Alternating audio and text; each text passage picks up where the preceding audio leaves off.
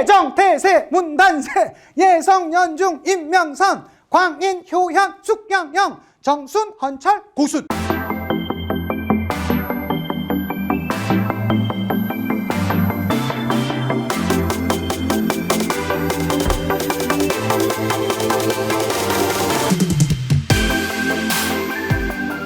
안녕하세요. 반갑습니다. 여러분의 역사 한성자 우산입니다. 너무 반갑습니다, 여러분.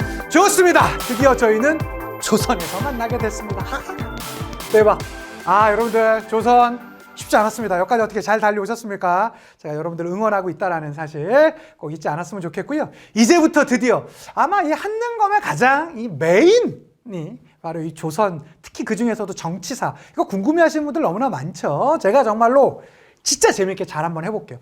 재밌으면서 효율적인 강의가 바로 우리 유성환의 한능검 아니겠습니까? 좋습니다. 오늘은요, 조선 전체 흐름 할 겁니다.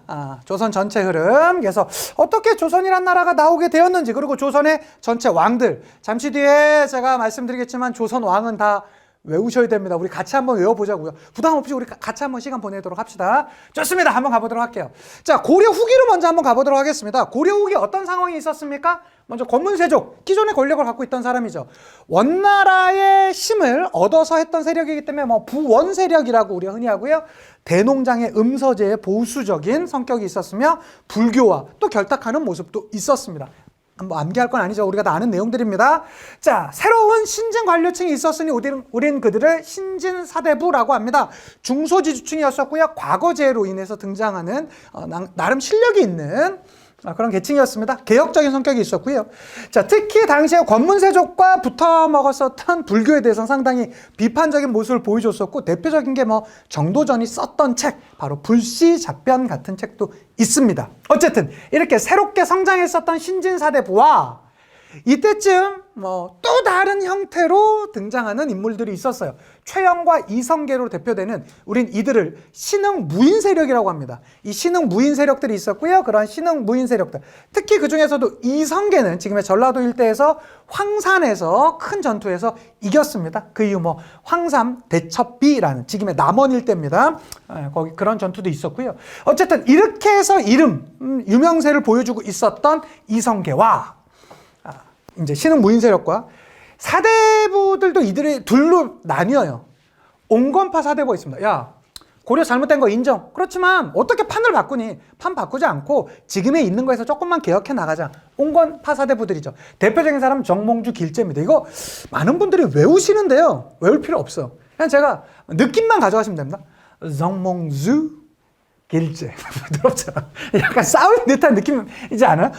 약간 프랑스 인사하는 느낌 아닌가? 프랑스어로. 자, 정몽주 길제. 부드럽습니다. 이들은 별로 싸울 것 같은 이들이 아니었습니다. 그렇지만 아니야. 판 바꿔야 돼. 야, 그 판에 계속 그 고기 구우면 그냥 불타는 거야. 원래 불탄 판은 바꿔줘야 돼. 라고 해서 판을 갑자. 즉, 고려라는 판을 바꾸고 새로운 형태의 나라를 만들어야 된다라는 사대부들이 있었습니다. 이름부터가 도전적이잖아. 정도전. 뭔가 새롭게 도전해서 만들 것 같지 않습니까? 말 안 들으면 조준할 것 같아요. 조준. 조준, 정도전. 뭔가 새롭게 나올 것 같습니다. 급진파 사대부와 신흥 무인 세력 간의 연대에서 1392년 조선이란 나라가 만들어지게 되었습니다. 그런데 조선이란 나라가 만들어지기 전에 있었던 사건 중에 대표적인 게 무슨 사건? 위화도 회군.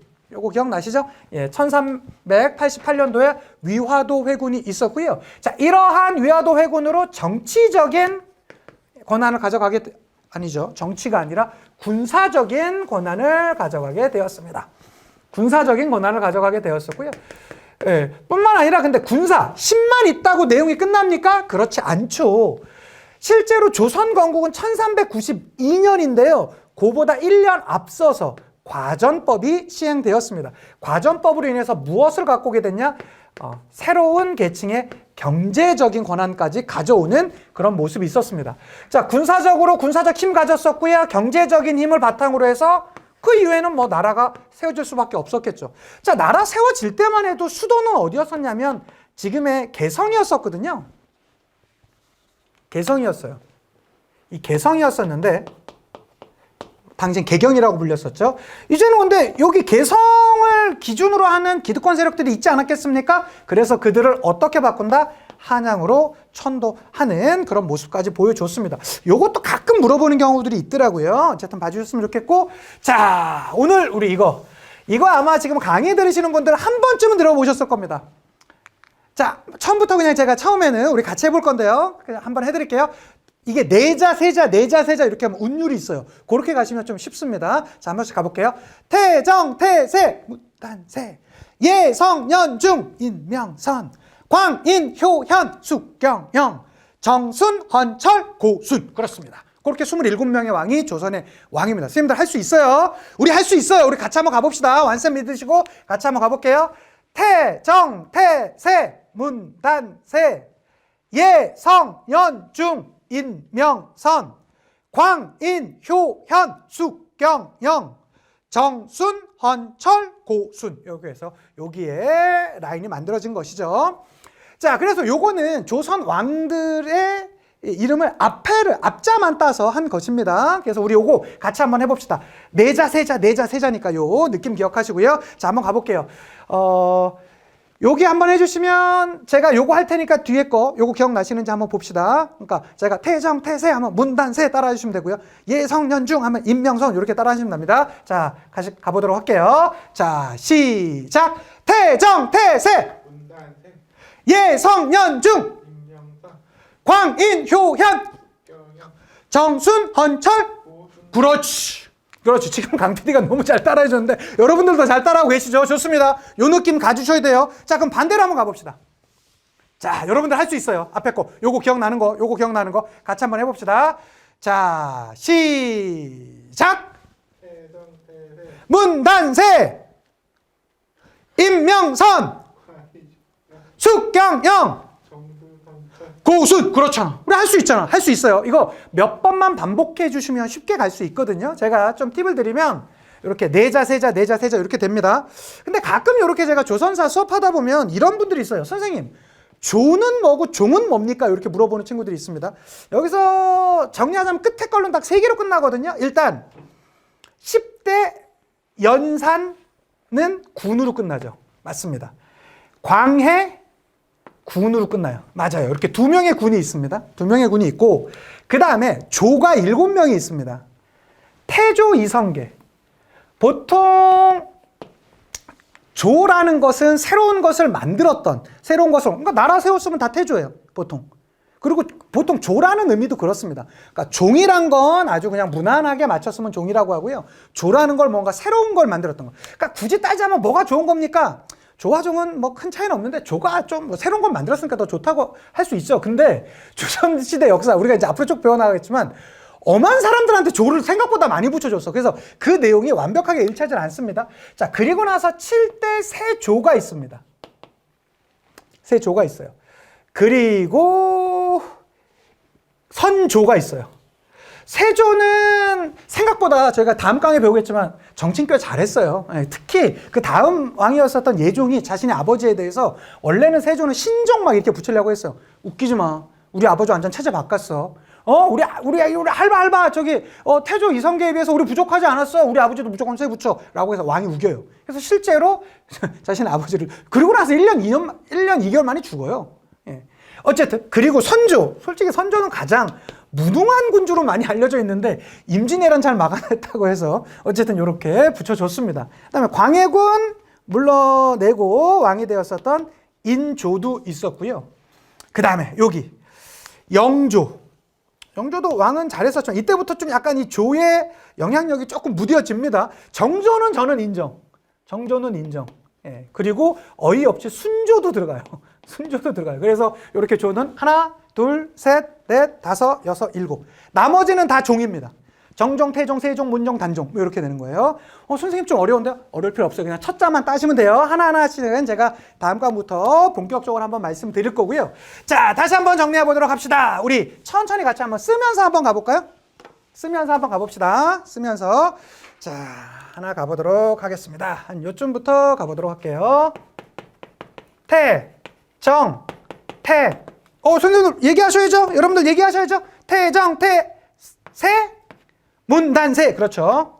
문, 단, 세, 예, 성, 연, 중, 인, 명, 선, 광, 인, 효, 현, 숙, 경, 영, 정, 순, 헌, 철, 고, 순. 됐습니까? 좋습니다. 요렇게 태정, 태세, 문단세, 예성, 연중, 인명선, 광인, 효현, 숙경영, 정순, 헌철, 고순. 예, 좋습니다. 이렇게 오셨는데요. 제가 이게 전체 조선 왕들 다 썼습니다. 조선시대는요, 이렇게 두 단계로 나눌 수 있어요. 가장 크게는 이 선조를 기준으로, 선조 때 뭐가 있었죠? 임진왜란이 있지 않았었습니까? 이 임진왜란을 기준으로 임진왜란 앞에를 보통 조선 전기라고 하고요. 임진왜란 이후를 조선 후기라고 합니다. 요 전기와 후기에 대한 내용 반드시 기억해 두셔야 되겠습니다. 자, 뿐만 아니라 이 조선시대는 시기별로도 아셔야 돼요. 보통 시옷 왕이 중요합니다. 여기 성종까지. 조선이란 나라는 14세기에 만들어졌지만 사실 14세기는 한 게 거의 없고요. 15세기를 보통 조선 초기라고 합니다. 그리고 여기에 있는 이 성종부터 선조까지의 이 기간을 16세기라고 합니다. 16세기는 잠시 뒤에 다시 말씀드리겠지만 이 살인들이 화를 입는 사화의 시대이기도 해요. 자, 그러다가 여기 숙종까지 이걸 우리는 17세기의 조선 시대라고 하는데 이건 건전한 붕당 정치기. 그러니까 붕당들끼리 뭐 비판을 하고 싸우지만 뭐 그냥 어느 정도 상대방의 말을 인정해주는 정도의 말이 있었습니다. 자, 그러다가 여기에 정조가 나옵니다. 선생님, 왜 이렇게 정조는 여기 왕들이 별로 없네요. 영조가 워낙 오래예요. 그래서 18세기, 우린 요 18세기의 기간을 탕평정치기라고 불리고요. 그 다음에 여기 순조, 헌정, 철종. 요 왕들이 이제 19세기 되면서 등장하는 인물들인데 여기는 세도정치기라고 합니다. 요 기간 반드시 기억해 두셔야 되겠습니다. 그래서 성종, 선조, 숙종 다 시옷들이죠. 그 다음에 시옷과 가장 비슷한 자음 지읒, 정조를 때까지 18세기고요. 그 이후 세도정치기 이렇게 나눕니다. 자, 이 특징들을 제가 조금만 더 설명을 드리자면 이렇게 돼요. 15세기에 나라를 건국했던 보통 세력을 우리가 흔히 훈구 세력이라고 하는데 엄밀히 말하자면 훈구 세력은 사실은 세조가 왕이 찬탈을 할 때 동의했던 세력들을 보통 줄여서 말하자면 훈구 세력이라고 해요. 그렇지만 사실은 우리가 그냥 편의상 15세기에는 훈구파가 주도를 했다라고 합니다. 이들이 그냥 모든 걸 다 해먹고 있었어요. 성종 때까지 쭉 유지하고 있었습니다. 자, 그런데 조선 건국에 동의하지는 않고 향촌으로 내려가서 학문 수양을 했었던 살인파들이 있었습니다. 살인파들이 슬슬 나름의 향촌 자체를 꿈꾸면서 자신의 세력을 키워나가고 있었어요. 근데 이때 성종 정치적으로는 거의 완벽에 가까웠던 인물이 성종이거든요. 성종이 봤더니 훈구를 좀 견제할 필요가 있었던 거예요. 그래서 야, 살인 너네 좀 실력 좀 키웠어? 뭐 테스트해 봤더니 괜찮거든. 그래서 이들을 성장에 올리면서 훈구파를 견제하려고 해요. 그럼 만약에 여러분들이 훈구파라면 어땠을까요? 야, 100년 만이야, 반가워. 야, 잘 지냈어? 이렇게 했을까요? 이들도 점점 커지면서 일자리가 부족해졌을 텐데요. 야, 너 어디서 굴러먹다 왔냐? 나도 지금 힘들거든. 안 꺼지냐? 이렇게 했겠죠. 당연히 싸움이 일어날 수밖에 없었을 겁니다. 우린 그것을 뭐라고 하죠? 살인이 화를 입는 상황이다. 그래서 우리는 보통 그것을 사화라고 합니다. 사화는 총 4차례가 있어요.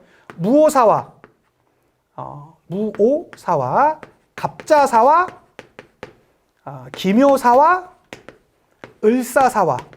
이렇게 총 4차례의 사화가 있습니다. 기억해 두셔야 됩니다.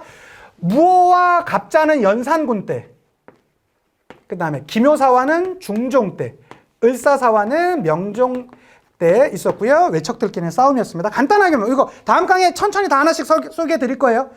자, 무오사화는 자신의 아버지, 특히 이 세조의 왕위 찬탈에 대한 약간 비판적인 글이 그 뒤에 나오게 되거든요. 그것에 대해서 문제 삼으면서 살인들이 화를 입었었고요. 그 다음에 갑자사화는 연산군 하면 그 유명한 게 바로 뭐니 해도 어머니 그 패비 윤 씨가 모함을 받아 죽었다라고 생각하지 않습니까? 그래서 어떡합니까? 바로 어머니의 원수를 갑자! 이러면서 나왔던 게 갑자사화입니다. 요게 다 연산군 때입니다. 자, 그리고 기묘사화의 핵심 인물은요, 사실은 이 중종이라는 인물보다 조광조라는 인물이 더 많이 알려져 있거든요.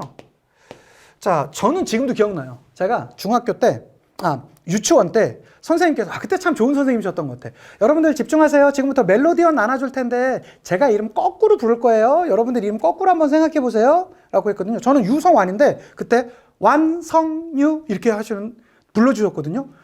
그때 처음으로 제 이름을 거꾸로 들어봤는데 너무 신기했었어요. 아, 유성완, 완성유. 와, 이게 내 이름이구나. 이렇게 생각했는데 이 사람은요. 조광조. 뒤에서부터 읽어도 조광조.